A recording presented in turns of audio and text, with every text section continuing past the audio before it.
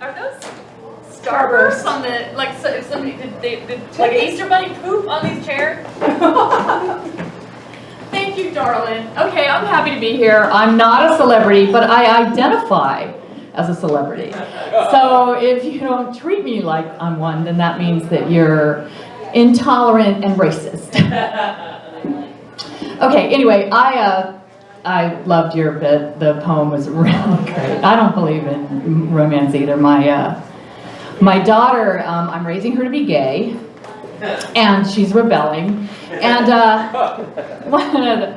so I'm upset. So I have to, teach her how, lock her into the trunk of the car, because if she's not going to be a lesbian, she's going to end up locked into the trunk of a car. I'm certain, because fucking 51% of marriages end in divorce, but that's not even counting the marriages that end in murder each year. So seriously, that kid's gonna need to know,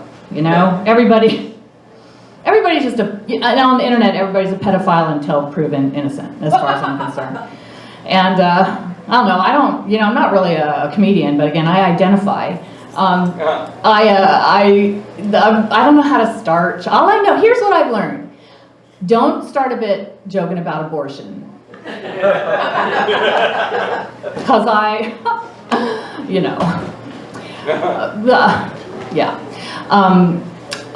regarding my daughter, not an abortion, but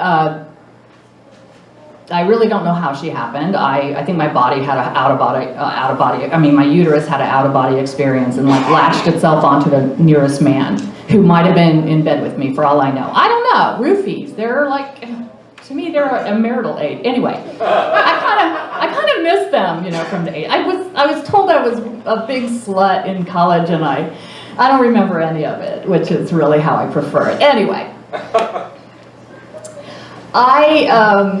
okay, here's the joke about abortions. I used to like to go get them all the time. I wasn't even pregnant. I was just going in for my inner exfoliation. And I just wanted to really load up on them before they got illegal again, So it's like, get in when you can, yay! Okay, see what I mean? You shouldn't open with that shit. But some of this stuff is just for me, because I'm trying to, this is new for me, and thank you guys for tolerating me. And again, my daughter comes home from school. She goes to a high school where there's only 40 white kids and everybody's black. So she comes home all the time hoping, that I'm going to remember somewhere far in our ancestry that there's a black man or black blood or whatever. She keeps saying, Mom, are you sure you don't have any black in you? And I was like, well, I did for a while, but it didn't stick around. Sorry, the roulette wheel landed on honky for you. And we keep going on Ancestry.com, and it gets worse, because we looked up our ancestry. We found, a super great grandfather who had slaves and had left them to his children. And I'm like, May, that's her name, May. We are trapped in our honkiness. I'm just gonna have to go to school and be white. I'm sorry, I tried my best. And I do what I can to, offset the privilege that I have as a white person. I live in a really bad neighborhood, or I bought a house in a really bad neighborhood. When I bought the day before I bought the house, they found a severed human head in a plastic sack on my street. And then they found 6 bags full of other body parts that didn't match the head parts. Oh. I know, in plastic bags, which I think is really, that's not very respectful. Because if I was going to cut your head off, I would put it in a nice tote that zippered shut so that the wolves wouldn't get to it. Anyway, I bought the house anyway. I thought, because I wasn't a mother yet. And it was really cheap. It cost like $20. And we had crack whores on our street on crutches. Our crack whores were broken in this neighborhood. That's how I got the title. That's how I got the title of my first book, Bleachy-Haired Honky Bitch. That's the nickname that my neighbors gave me. Thank you. And over the years, I just saw that the neighborhood got more popular. I think I might have had something to do with it. And the crack whores were replaced with like hipsters and their beautiful babies, and we had like an apothecary open up down the street, an old-timey barber shop and shit, and I was like, oh, time to blow this fucking joint. So I just sold my house, and I moved back onto the fringe. We have like boarded up houses across the street from me because, I don't know if you know this, but one of my best friends is Grant Henry, and I think he has a bar right over here called Church. Do you know that place? Yeah. Yes. I hear... Yes. Yes. I hear that shithole's popular. I don't mean the bar, I mean Grant. Anyway, Yeah. he won't let me bartend there because I'm old and he doesn't want to be associated with.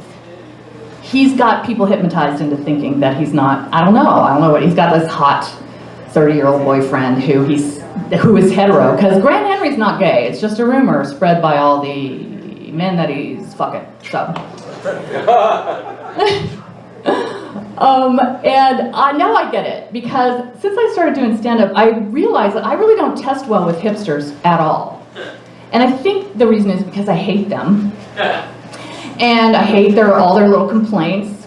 And I hate how everything has to be handcrafted. And you gotta spank their mint when you put it in their cocktail. If you want me to capture some smoke off of a burning cedar plank and put it in your drink, fuck you! Hipsters, can't stand them. I had a point, but I forget what it is. I'm gonna try my crowd work. Is anybody here got something they want to fucking say to me? I'm intimidating, aren't I? That's not my crowd. Okay, where are you from? Mom? Huh, I'm sorry, what? Did you say imam? Yeah. How about you?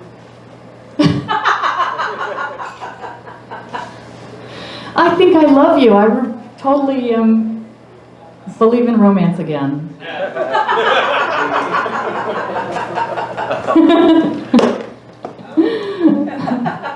Even my dad got lucky sometimes. Imam. What is that? Is that a country or is that just a word that you made up? M.O.N. Oh. I think it was in Europe or something. I thought that was the name of David Bowie's wife. Mom? Imam, isn't it? Yeah, see? No, perspective. That's what comedy's about. Perspective. Anyway, like I said, I'm new at this, and everybody keeps telling me that my job is to be funny. And I don't agree. I think that as a beginning stand-up comic, your job is to bomb until you become funny. That's why I really...